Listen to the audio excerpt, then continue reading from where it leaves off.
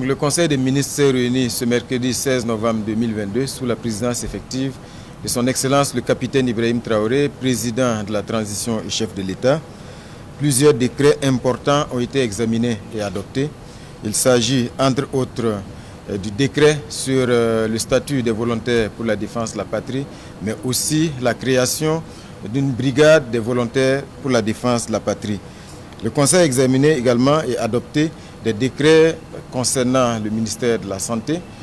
Le Conseil a examiné et adopté un décret sur la rémunération du président du FASO, du Premier ministre, des présidents d'institutions et des membres du gouvernement. À ce niveau et conformément à ce que le Premier ministre, son Excellence, Monsieur le Premier ministre avait déjà annoncé, le Conseil des ministres a décidé de l'abrogation du décret de 2022. Une abrogation qui consacre donc le retour aux dispositions du décret de 2008.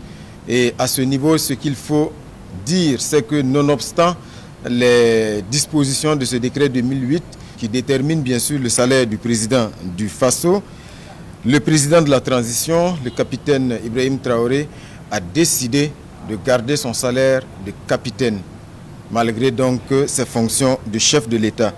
Et ça, c'est un acte fort. Le président de la transition a souhaité donc le faire pour montrer cet esprit de sacrifice qui doit habiter chacun des Burkinabés dans la situation actuelle.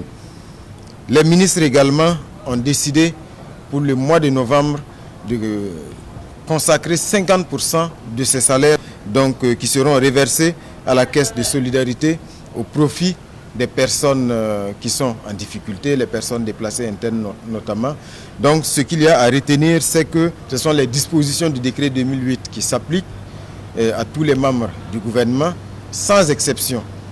C'est-à-dire que même les membres du gouvernement qui avaient auparavant des niveaux de salaire supérieurs aux dispositions du décret 2008 vont se conformer aux dispositions de ce décret-là. Il n'est pas question donc de faire des contrats particuliers pour les membres du gouvernement qui avaient un salaire plus élevé.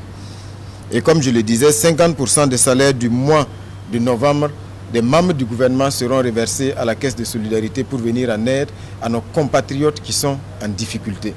Voilà ce que je pouvais dire sur le décret concernant donc la rémunération du président du FASO, du Premier ministre, des présidents d'institutions et des membres du gouvernement.